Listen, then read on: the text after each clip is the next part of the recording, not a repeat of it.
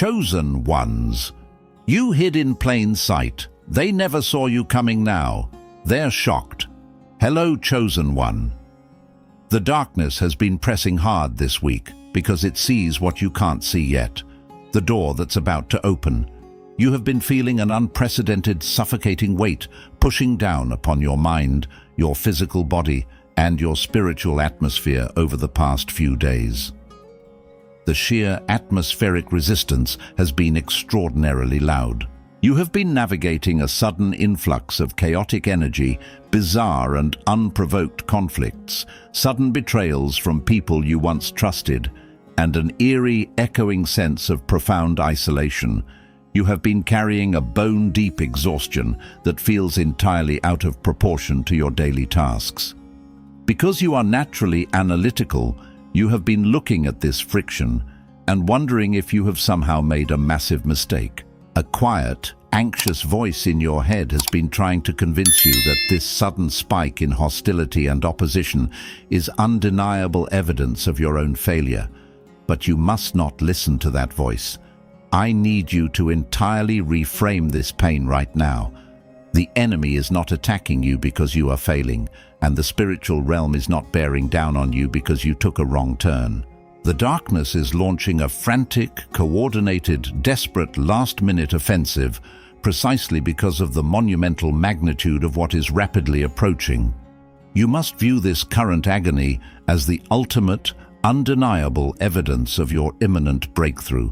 This intense, seemingly unbearable friction is the absolute proof of your promotion. The laws of spiritual physics dictate that resistance reaches its absolute, terrifying peak the exact moment before the threshold is permanently crossed.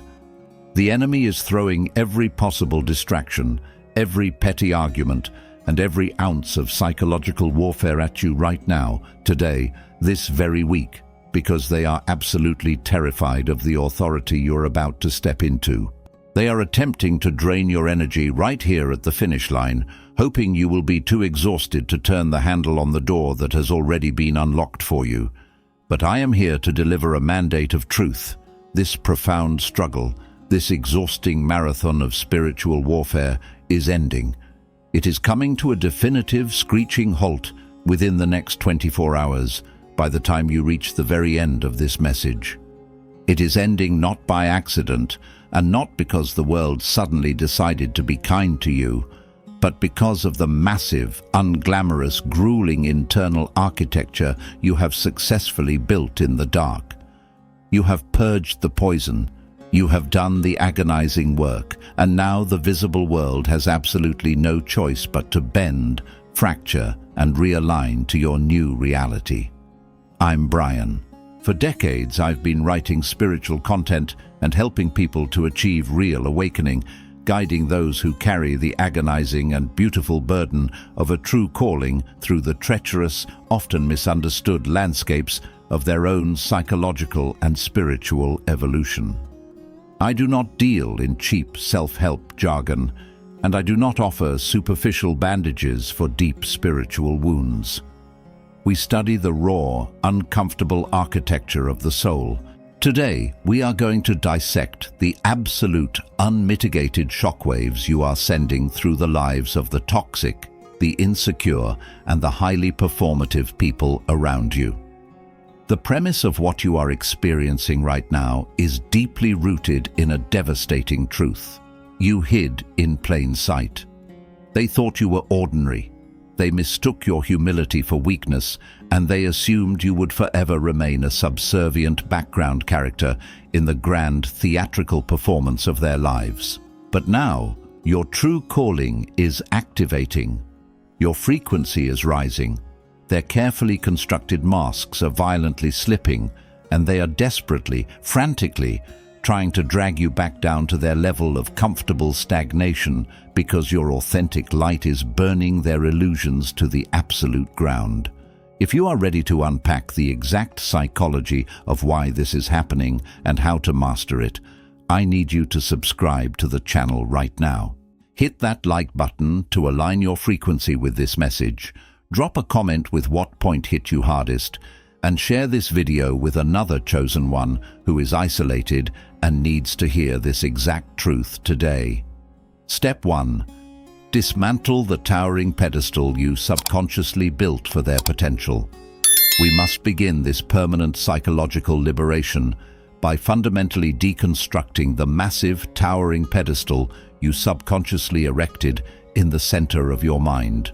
This was a pedestal you built not for who these people actually were, but for who you desperately, generously hoped they could become. As a chosen one, your default spiritual setting is an immense, almost hazardous level of empathy.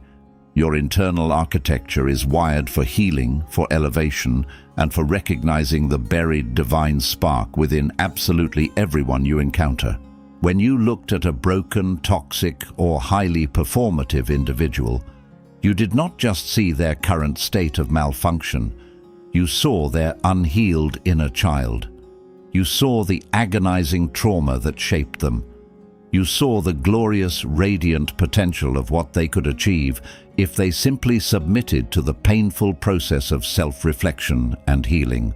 Because you are naturally inclined to nurture, you projected your own inherent goodness, your profound depth, and your boundless capacity for growth directly onto people who were fundamentally, deeply committed to their own stagnation. You built glorious pedestals for them, treating them as sovereign equals in your journey, extending them endless grace while completely ignoring the brutal reality that they were actively, intentionally feeding off your light. You must now explicitly recognize the sharp, uncompromising contrast between your authentic, organic alignment and their entirely performative facade. Your alignment is a deep, internal wellspring. It requires no external validation because it is rooted in absolute truth, rigorous self-accountability, and a direct connection to the divine. Their entire existence, however, is a fragile, elaborate scaffolding built entirely on the opinions, reactions, and validations of the external world. You exist to experience truth. They exist to perform a character. You wanted them to heal so they could stand beside you in genuine power.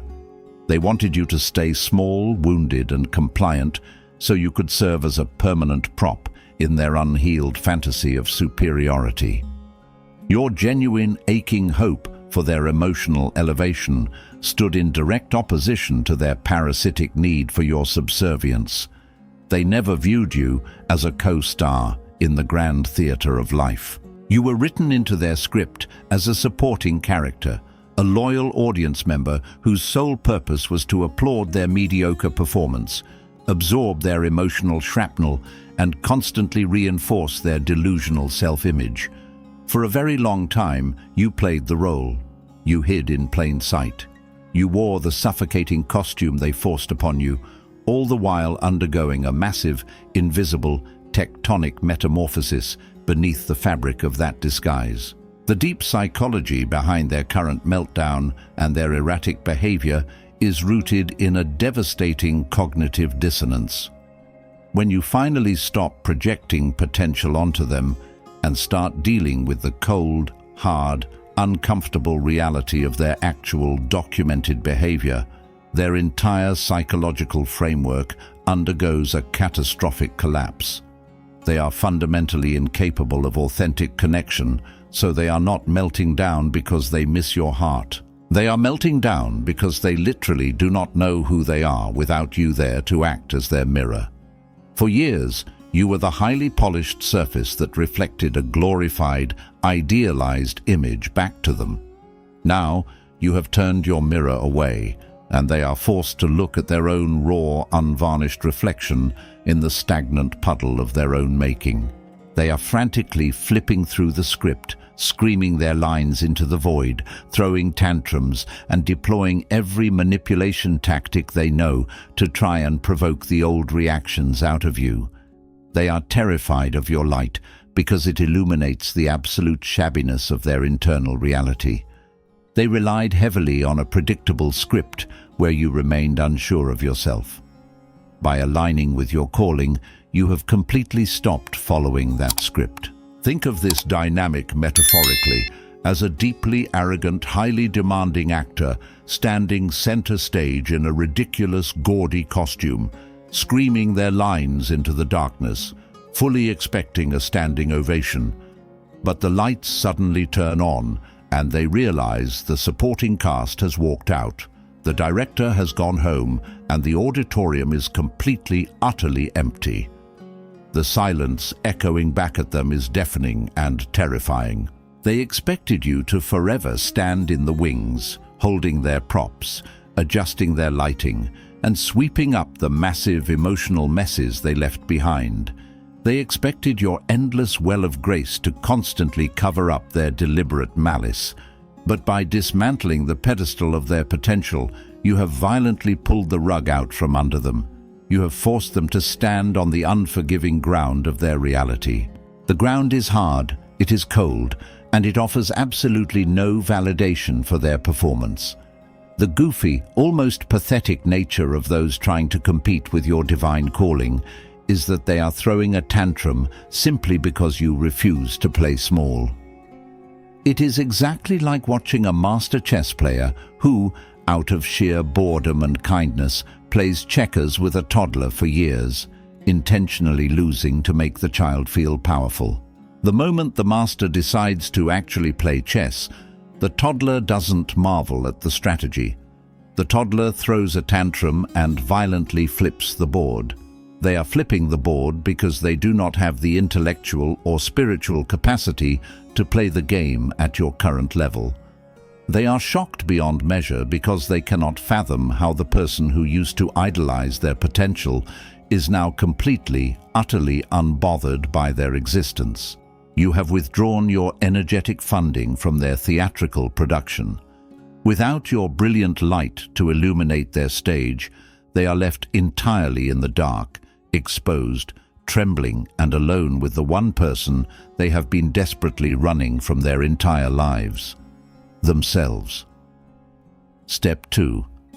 Recognize the frantic desperation of their performative mimicry. Once you have dismantled the pedestal and stepped completely out of their delusional script, you will witness one of the most bizarre, psychologically revealing, and entirely pathetic phenomena of the unawakened mind. The people who secretly compete with you, the ones who are profoundly threatened by your genuine calling, will suddenly engage in a frantic, desperate attempt to mimic your blueprint. They will start observing you with an obsessive, microscopic focus. They will study your vocabulary, adopt your specific mannerisms, mirror your interests, and even attempt to replicate your aesthetic. You will watch in real time as they try to download your personality and install it into their own hollow operating system. They will parrot your profound spiritual epiphanies to others as if they arrived at these conclusions themselves. They will suddenly weaponize the very language of healing, boundaries, and self-care that you introduced them to, using these concepts to mask their own toxic behavior. You will see them suddenly pursuing the exact same goals they mocked you for having just a few months prior. The contrast between your authentic alignment and their performative facade becomes excruciatingly obvious in this stage. Your power, your unshakable peace, and your magnetism are the organic, natural byproducts of a grueling, often agonizing internal journey. You went through the absolute fire to acquire your wisdom. You sat in the crushing darkness of isolation, confronting your shadow self, repenting, healing ancestral trauma, and rebuilding your psyche from the ground up. Your light is the result of immense divine friction. Their shine, however, is a cheap, battery-operated flashlight they bought at a spiritual dollar store. They look at the respect you naturally command, the unforced peace you carry in your posture, and the doors that effortlessly swing open for you, and their bloated, fragile egos demand that they receive the exact same treatment. But because they are completely disconnected from the divine source and entirely reliant on external validation, they believe that alignment is simply a costume you put on. They think they can bypass the brutal spiritual labor and skip straight to the reward by simply mirroring your external actions. The deep psychology driving the imitator is a profound, agonizing fear of obsolescence and a desperate reliance on a script you have permanently abandoned. We must critically examine the energetic economics of what is happening between you and this imitator. You wake up every single morning and you simply exist. Your spiritual depth, your wisdom, and your empathy are deeply integrated into your cellular structure. You do not have to exert any effort to perform your identity. It emanates from you as naturally as breathing. The imitator, however, wakes up every morning and has to manually, painstakingly construct a persona. They are operating on a staggering caloric deficit because pretending to be something you are fundamentally not requires an immense, unending output of psychological energy. Because they are merely wearing your attributes like a poorly fitted, cheap Halloween costume, they exist in a constant, agonizing state of hypervigilance. They are terrified of being exposed as frauds. The more you naturally elevate, the more exhausted they become trying to keep pace with a reality they cannot actually access. This mimicry is deeply insidious because it is an attempt to pirate your spiritual frequency. It is the profound metaphor of a desperate person trying to catch a massive roaring strike of raw lightning in a flimsy plastic cup. Or imagine someone trying to power a sprawling, magnificent mansion with a single corroded AA battery. The hardware is fundamentally incompatible with the massive voltage. They are trying to run the intricate, high-frequency program of a chosen one on the corrupted, malware-infected operating system of a narcissist. It is inherently unsustainable, and eventually the circuits fry. The plastic cup melts entirely under the intense heat of the strike. They are short-circuiting in real time, frantically trying to maintain the illusion of spiritual depth while internally starving for genuine connection. The goofy nature of their mimicry is that they believe the universe is as easily fooled as the people they manipulate. They genuinely think they can trick God into giving them your anointing just by dressing up in your clothes. When you observe them doing this, your initial reaction might be anger or a feeling of deep violation. You might feel a desperate urge to publicly call them out, to expose their plagiarism, to scream to the world that they are frauds wearing your skin. But you must elevate your perspective and recognize the sheer, pathetic desperation of their actions. Mimicry is not just a form of flattery. In the realm of spiritual warfare, it is the absolute highest form of surrender. By obsessively copying you, they are silently admitting that your blueprint is vastly superior to theirs. They are confessing through their every action that they possess no original light of their own, and so they must attach themselves to your brilliance like a parasite. Watch their frantic mimicry with clinical detachment and a slight, knowing smile. Let them exhaust themselves running on a treadmill of imitation. They can copy the external shell, but they cannot plagiarize the Holy Spirit. They can steal your aesthetic, but they cannot counterfeit the invisible favor that rests upon your life. The shock they are experiencing now is the horrifying realization that no matter how perfectly they mimic your moves, the universe still responds exclusively to the vibration of your internal truth, leaving them completely empty-handed. Step 3. Starve their parasitic demand for your emotional reaction. In the complex, deeply twisted economy of toxic dynamics and spiritual warfare, your emotional reaction is the absolute highest form of currency. You must deeply understand the transactional nature of the people who are currently losing their minds over your elevation. The individuals who secretly compete with you, the highly performative narcissists and the insecure manipulators, are essentially bottomless emotional pits. They require a constant, steady influx of narcissistic supply to avoid collapsing entirely in on themselves. And the terrifying truth is that they do not care if that supply is positive or negative. They will gladly accept your admiration, your praise, and your subservience, but they will just as happily consume your anger, your tears, your frustration, and your lengthy, desperate paragraphs defending your character. Any reaction from you is definitive proof to them that they still matter. It is proof that they still hold a remote control to your nervous system, that they can still reach their dirty hands into your mind and turn the dials of your peace. This brings us to the profound contrast between your current sovereign state and their frantic, hyper-vigilant provocation. You have painstakingly built an internal sanctuary of peace. You are resting in the absolute certainty of your divine calling, entirely self-sourced and grounded in truth. They, however, are running on a frantic hamster wheel of desperate attention-seeking, constantly scanning their environment for someone to trigger. Because you hid in plain sight for so long, enduring their antics, perhaps occasionally trying to reason with them or politely explain your perspective, they formed a dangerous misconception. They thought your willingness to communicate was a sign of your enduring attachment to them. They misinterpreted your deep well of empathy as an eternal lifeline they could aggressively tug on whenever they felt bored, insecure, or threatened. They viewed your emotional volatility as a guarantee of their own relevance. They needed you to be reactive because your reaction was the only thing giving them a sense of power. The deepest, most devastating psychological maneuver you can execute as a chosen one is complete and total starvation. You enact a state of profound, cavernous non-reaction.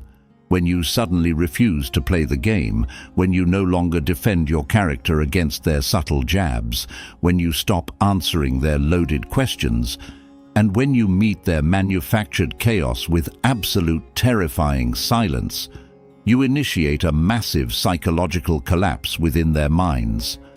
They will try absolutely everything in their dwindling arsenal to get a reaction out of you. They will send flying monkeys to instigate drama.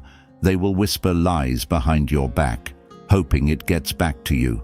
They will attempt highly specific, calculated jabs designed specifically to trigger your old, unhealed wounds. They are desperately rattling the bars of the cage you have already walked out of. By refusing to defend yourself, you completely cut off their oxygen supply. You starve their narrative completely. This starvation forces them to confront the terrifying reality of their own irrelevance. Metaphorically, imagine them dropping a heavy, jagged stone into a deep, dark well, eagerly anticipating the satisfying splash at the bottom to gauge its depth and measure their impact. They drop their heavy stones of manipulation, envy, and toxic behavior into the well of your spirit, waiting for the splash of your anger or your tears. But they are standing at the edge of the well, completely paralyzed with fear, because the stone just keeps falling. There is no splash, there is no bottom. The stone vanishes into the dark, and the silence that echoes back up the well is deafening. They suddenly realize they are dealing with a depth of spirit, a boundless internal ocean that they cannot even begin to comprehend. Or imagine a vampire desperately trying to suck blood from a solid marble statue. They will shatter their own fangs, trying to extract life from a surface that simply refuses to bleed for them. You have become marble. You have calcified your boundaries to the point where their toxic venom cannot penetrate the surface. The goofy nature of their provocation is that they are entirely reliant on a script you have permanently abandoned. They expected a chaotic war of words, a dramatic clash of egos, and instead, you handed them an infinite void. Your absolute energetic detachment is the final, unanswerable verdict. When you enact this level of sovereignty, they are left to consume themselves. Because they can no longer project their poison onto you, because you refuse to act as a receptacle for their emotional garbage, they are forced to swallow it themselves. They are choking on their own toxicity in the very atmosphere they created. They never saw you coming because they were too busy looking at their own reflections, expecting you to forever react to their whims. Now the sheer, unadulterated reality of your silent, immovable power has left them permanently, irreversibly shocked. Silence is not weakness. It is the loudest, most aggressive assertion of total sovereignty. It communicates that they have lost all jurisdiction over your internal peace. Step 4. Decode their aggressive projections as the ultimate confession of their internal decay. As your trajectory permanently separates from theirs, and the gap between your authentic reality and their performative illusion widens into an unbridgeable chasm, their attacks will predictably escalate. You will begin to hear rumors about yourself that sound so bizarre, so completely divorced from reality, that they seem to describe an entirely different human being. You will be accused of staggering arrogance. You will be called selfish, manipulative, cold, and calculating. You will be accused of abandoning the very people who spent years trying to keep your head permanently submerged underwater. When this happens, it is absolutely vital that you do not internalize a single syllable of their noise. You must analytically decode their aggression and recognize it for exactly what it is: a terrifyingly precise, deeply tragic confession of their own internal decay. Psychology refers to this mechanism as projection, but in the spiritual realm, it is the panicked vomiting of a deeply sick soul. We must contrast your internal environment with theirs. You have spent years doing the agonizing shadow work. You have brutally analyzed your own flaws, taken accountability for your missteps, repented, and actively cleansed your energetic field of toxic debris. You have built an internal sanctuary of truth. They, however, are trapped inside a psychological haunted house, filled to the absolute brim with the ghosts of their own unacknowledged shame, their crippling insecurities, and their suppressed self-hatred. Because they categorically lack the spiritual courage to process their own darkness, they must frantically export it. They actively look for a host to carry their emotional garbage. When they look at your brilliant, undeniable light, it acts as a massive, high-definition mirror, illuminating every single piece of dirt, stagnation, and cowardice in their own lives. They cannot handle the blinding pain of their own reflection. Therefore, their only defense mechanism against a reality they cannot control is to violently hurl their own sickness onto you. Let us dissect the exact psychology of their accusations. When they furiously call you arrogant, you are not acting arrogant. You are simply demonstrating a level of sovereign self-respect that triggers their deep-seated fear of irrelevance. When they accuse you of being selfish, you are not being selfish. You have simply stopped setting yourself on fire to keep them warm, and their rage is the frantic panic of a parasite that has lost its primary host. When they say you have changed and attempt to use it as an insult, what they actually mean is that you have mutated beyond their capacity to manipulate you. Every single accusation is a highly detailed confession. They are projecting a holographic overlay of their own demons onto your clean slate, hoping that if they can convince the external world that you are the monster, they will finally be free of the monster tearing them apart from the inside. They rely entirely on smear campaigns to control the narrative because they have completely lost control of you. This dynamic is exactly like watching a deeply unhinged person furiously throwing rocks at a magnificent, towering mirror, desperately hoping to destroy the reflection they utterly despise, completely unaware that they are only shattering their own environment. Or imagine a person throwing cheap, wet mud at a flawless, multi-million-dollar diamond. For a brief moment, the diamond might look dirty to the ignorant eye, but mud cannot alter the molecular structure of a diamond. All it takes is one heavy rain of divine vindication, and the mud is washed away completely, leaving the diamond gleaming more brilliantly than ever, while the people who threw the mud are left standing with filthy hands. You hid in plain sight for years, taking quiet notes, observing the glaring discrepancies between their public preaching and their private practices. The absolute shock they feel right now is the horrifying realization that you actually saw everything and you are no longer playing along. The goofy, pathetic nature of their smear campaigns is an exercise in pure futility. The spiritual law of exposure dictates that time is the ultimate enemy of deceit. Because your anointing is genuine, the lies they tell about you will eventually contradict the reality people experience when they encounter you. The people who operate on a higher frequency of discernment will see right through the smear campaign instantly. They will recognize the desperate, manic energy of the hater. In fact, the smear campaign ultimately backfires and serves as a massive spotlight, exposing the toxic nature of the imitator. Their aggressive projections are merely the desperate, flailing attempts of a drowning ego trying to drag the rescue swimmer down into the abyss. You must float entirely above it. You must listen to their accusations not as indictments of your character, but as tragic, pathetic autobiographies of their own unhealed trauma. Let the projection pass right through you, hitting the wall behind you, leaving you entirely untouched and brilliantly clean. Step 5. Release the unearned, toxic guilt of outgrowing their limited frequency. One of the most insidious, deeply manipulative weapons used against a chosen one is the deliberate weaponization of their own empathy. As you break free from the suffocating matrix of performative relationships and step into the vast, expansive, terrifyingly beautiful territory of your true calling, you will inevitably leave people behind. It is a mathematical and spiritual certainty. And because your heart is wired for deep compassion, because you genuinely wanted to see everyone win, the enemy will attempt to burden you with massive, paralyzing, entirely unearned guilt.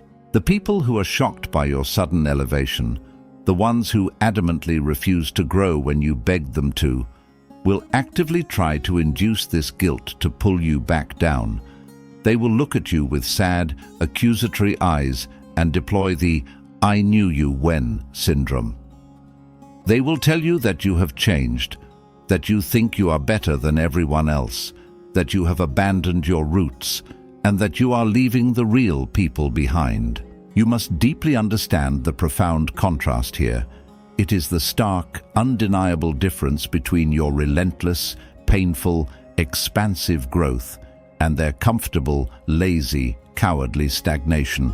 You paid an agonizing, excruciating price in isolation, tears, betrayal, and intense spiritual discipline to reach this new frequency. You bled for this alignment. You allowed the fire to burn away your dead wood. They, on the other hand, looked at the fire, decided it was too hot, and actively chose the comfort of their familiar dysfunction.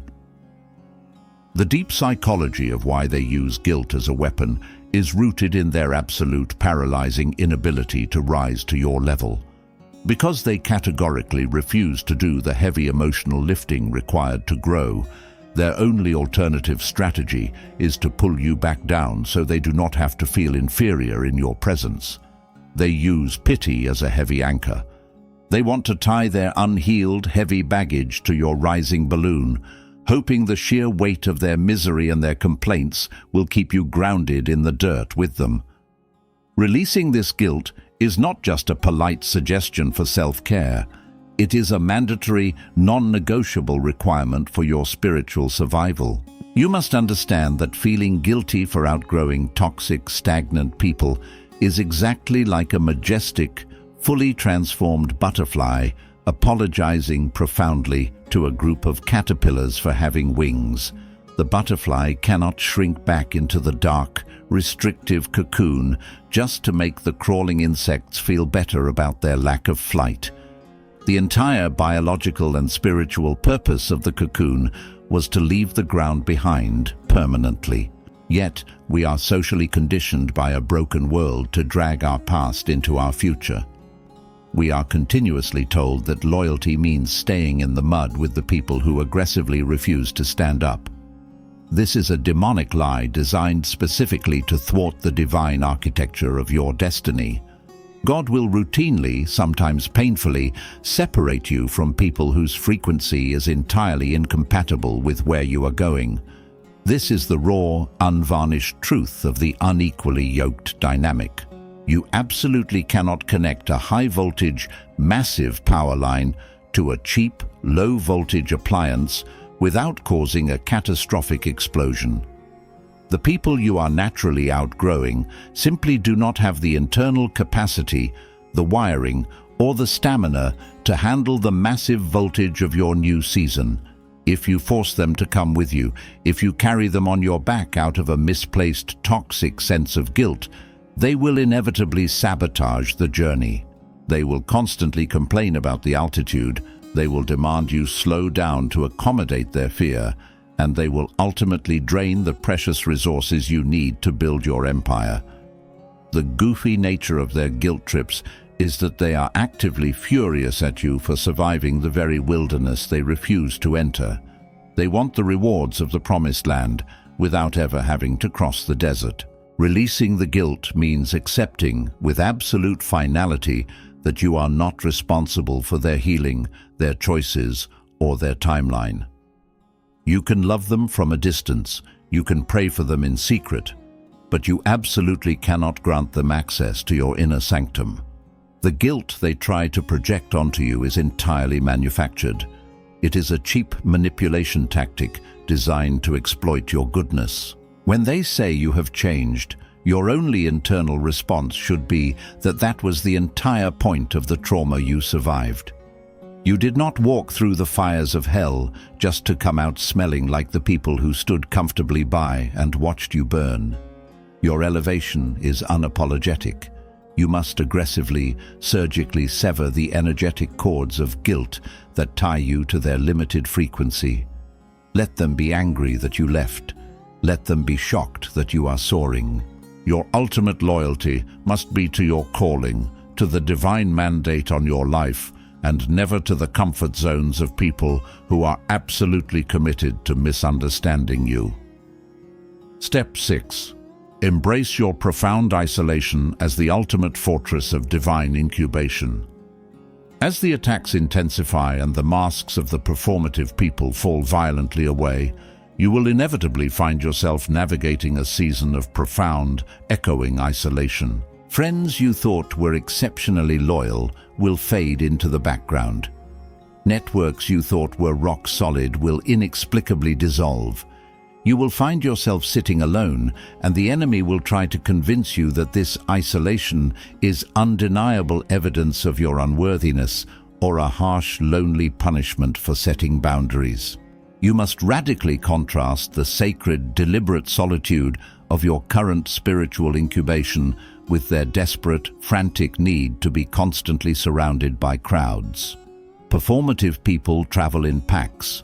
They require a constant, buzzing audience to validate their existence, using superficial social interactions as a narcotic to numb the agonizing pain of their internal emptiness. They view isolation as a literal death sentence. You, however, are being specifically called to view your isolation as the ultimate, impenetrable fortress constructed by God to protect the absolute integrity of your anointing.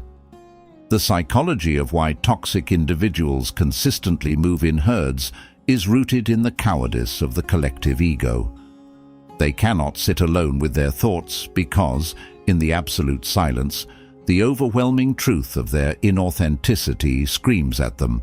They surround themselves with yes-men, enablers, and other masked actors to deliberately create a consensus of delusion. If everyone in the room verbally agrees that the sky is green, they never have to face the terrifying reality of the blue sky outside. When you walked away from their echo chamber, you fundamentally threatened their consensus. God intentionally separated you from this crowd because your frequency was beginning to be severely compromised by their relentless static. Your isolation is not a rejection by the world. It is a highly classified divine quarantine. You have been pulled off the main road and hidden in the secret place because the massive architectural upgrades required for your next season simply cannot be installed in a noisy, polluted environment. You are undergoing a profound, cellular-level spiritual reconstruction, and the surgical room must be entirely sterile. Consider the profound biological metaphor of the caterpillar entering the chrysalis. The caterpillar does not simply pop out a pair of wings and fly away. It completely dissolves into a genetic soup. It loses its entire previous identity. In the deep darkness of that chrysalis, completely isolated from the outside world, a massive, painful, magnificent internal restructuring takes place. The world outside continues its loud, meaningless buzzing, completely oblivious to the absolute miracle happening inside the quiet shell. This isolation is your chrysalis, the pain of realizing that you have outgrown your entire environment, that you can no longer relate to the people you once intensely loved, and that your path forward is a solitary road, is simply the friction of your new wings forming. Accept the incubator. Do not rush back to the familiar out of temporary loneliness. The isolation is the forge where the chosen one's armor is hardened to withstand any weapon. The profoundly goofy nature of the haters is that they look at your isolation and genuinely think they have won. They think they have successfully ostracized you. They throw parties and purposefully exclude you, thinking it absolutely breaks your heart. They do not realize that you are laughing inside the fortress. They do not realize that you are breathing the absolute cleanest air of your life, completely unburdened by the exhausting necessity to perform for their approval.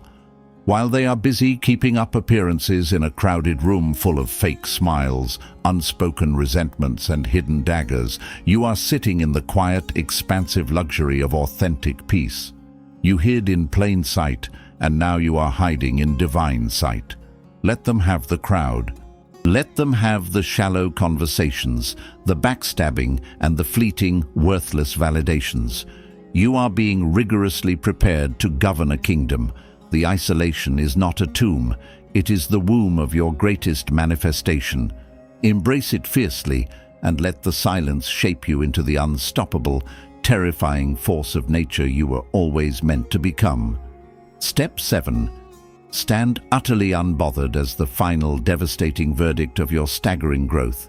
The final step in this immense, grueling psychological and spiritual transition is to arrive at the ultimate destination of spiritual maturity: absolute, unbothered detachment. This is the killing blow to the enemy's agenda. This is the exact moment where the frantic shock of the people who profoundly underestimated you metastasizes into permanent, quiet awe. You must stand completely unbothered as the ultimate verdict of your staggering growth. You are no longer trying to prove them wrong. You are no longer trying to dramatically show off your success on social media just to make them jealous. You have moved entirely past the low vibrational, petty desire for revenge. Revenge implies that you still deeply care about their perception of you. True elevation means you have reached an altitude where they are completely, functionally invisible to you. The contrast in this final stage is the magnificent difference between your unstoppable forward momentum and their obsessive, tragic rear-view mirror gazing.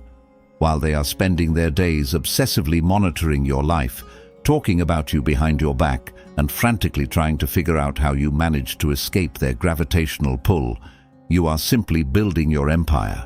The psychological breaking point of an imitator occurs when the target of their obsession achieves a level of undeniable success that entirely shatters the imitator's manufactured narrative. For years, they survived by convincing themselves, and anyone who would listen, that you were crazy, delusional, incompetent, or absolutely destined to fail. They desperately needed that narrative to be true to justify their own mediocrity.